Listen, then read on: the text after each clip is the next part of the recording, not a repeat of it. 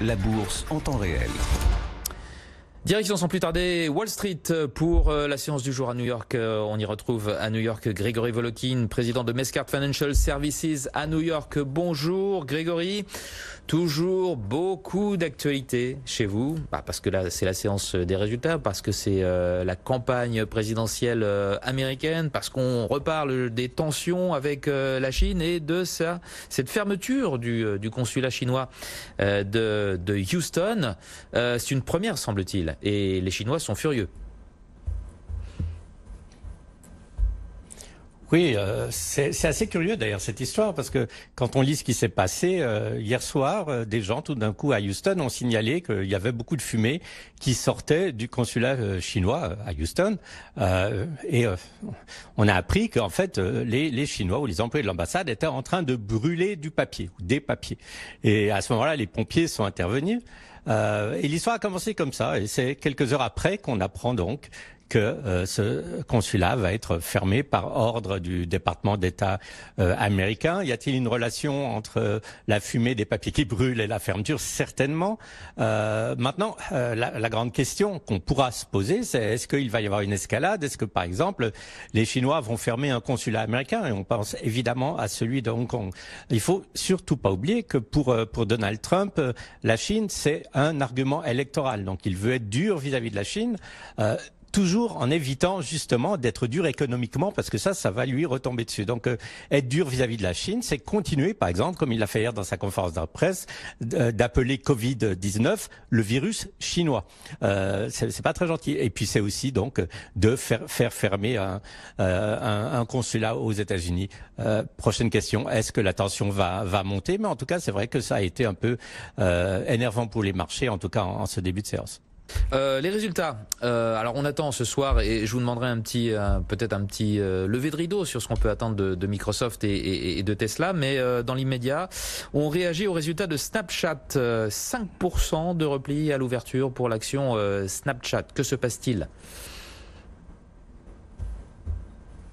Oui, alors quand on parle de réseaux sociaux, évidemment Snapchat en fait partie, à même titre qu'un Facebook, à même titre qu'un Google, etc. Mais enfin bon, Snapchat c'est un réseau social pur.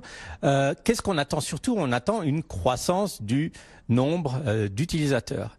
Ce qui s'est passé, c'est que Snapchat avait prévu pour le trimestre qu'ils auraient 239 millions d'utilisateurs quotidiens. Beau chiffre, ça aurait été une augmentation de plus de 17%.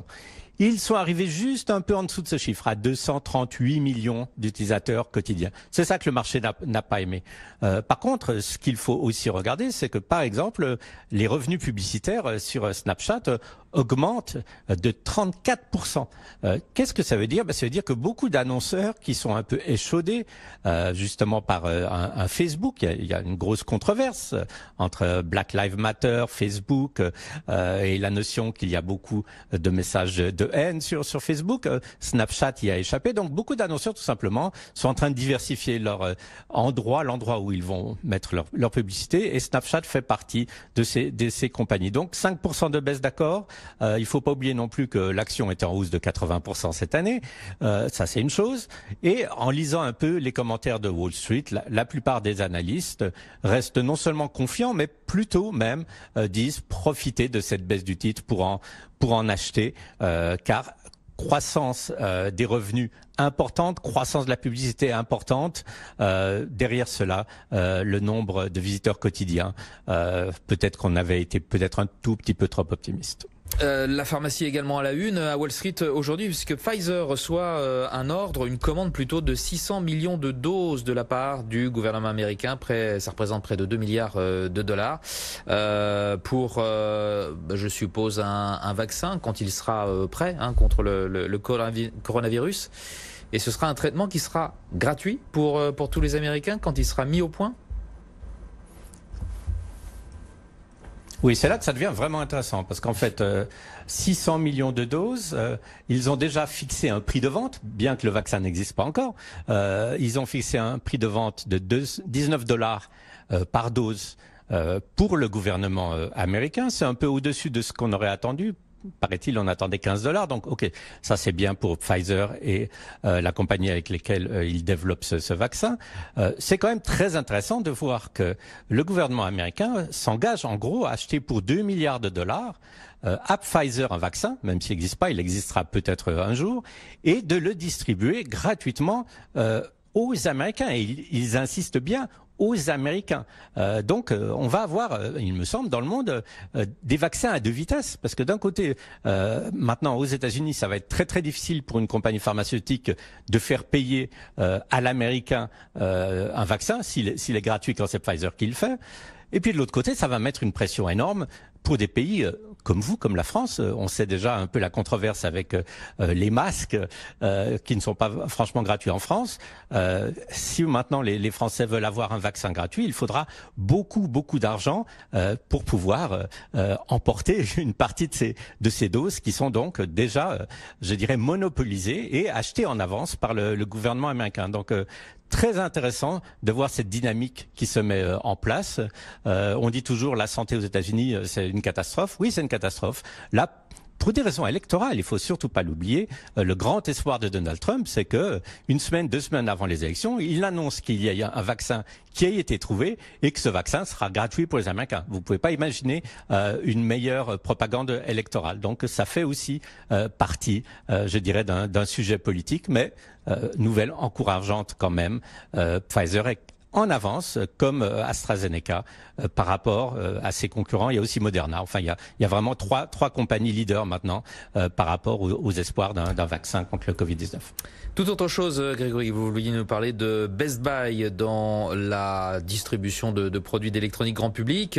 Très bonne vente sur le trimestre, en hausse de 15% par rapport à l'année dernière. Comment Best Buy est-il fait pour afficher une telle performance en plein coronavirus ? Oui, alors il y a plusieurs facteurs. Le premier facteur, je dirais, c'est que Best Buy, c'est la dernière chaîne d'électronique aux États-Unis. Il y en a plus. Pas de concurrence, c'est déjà une bonne chose. Si vous achetez pas chez Best Buy, en gros de l'électronique, vous devez aller online ou bien aller dans des supermarchés. Et là, vous n'avez pas le choix ni le service après-vente. Deuxième chose, Best Buy le dit, coronavirus, ça a été quoi? Ça a été beaucoup de gens qui sont restés à la maison, qui ont travaillé depuis la maison. Quand vous travaillez depuis la maison, vous aviez besoin d'électronique très souvent. Vous n'aviez pas l'ordinateur nécessaire, vous n'aviez pas peut-être les liaisons nécessaires, l'infrastructure électronique nécessaire. Voilà une source d'achat importante sur le trimestre. Et ce que vous soulignez comme chiffre, 17% de croissance par rapport à l'année dernière, ça c'est franchement extraordinaire dans la distribution. Je ne connais pas vraiment d'autres magasins physiques qui, sur les 3 mois de crise du coronavirus, a eu une augmentation de ses ventes de 17%. Donc là, les analystes ne l'avaient pas forcément vu venir. Best Buy était déjà une action qui était pratiquement au plus haut et qui aujourd'hui s'envole.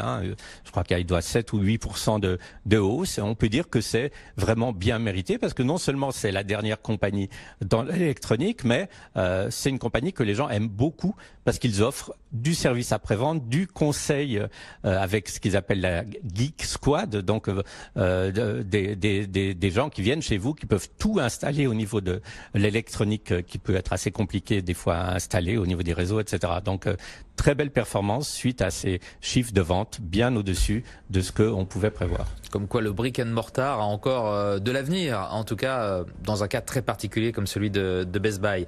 Ce que tout le monde attend, ce sont les résultats de Microsoft et de Tesla. Est-ce que vous pouvez nous donner un petit avant-goût de ce qu'il faudra suivre, de ce que les investisseurs regarderont de très près? Tout d'abord, dans le cas de Microsoft, Grégory. Dans le cas de Microsoft, on en attend tellement que ça va être difficile de ne pas être déçu. Sauf qu'il y a beaucoup de chances qu'on ne soit pas déçu. Parce que qu'est-ce qu'on attend? On attend progression évidemment très importante de leurs activités liées au cloud. Ils sont le numéro 2 là-dessus derrière Amazon. C'est évident que durant ces 3 mois de confinement aux États-Unis, l'utilisation du cloud a absolument explosé.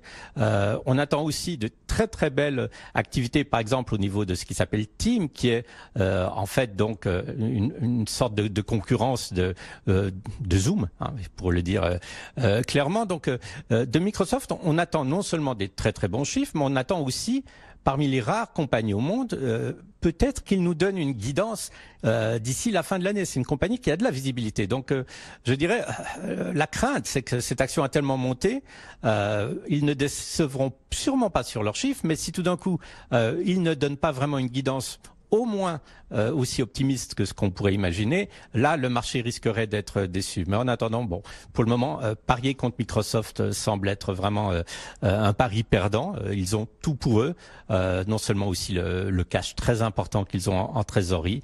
Je dirais, ce qu'on attend donc de ces résultats, c'est de voir jusqu'à quel point c'était déjà anticipé par les cours de l'action et est-ce qu'on va, comme on dit en anglais, sell the news, vendre la nouvelle sur ces résultats après la clôture.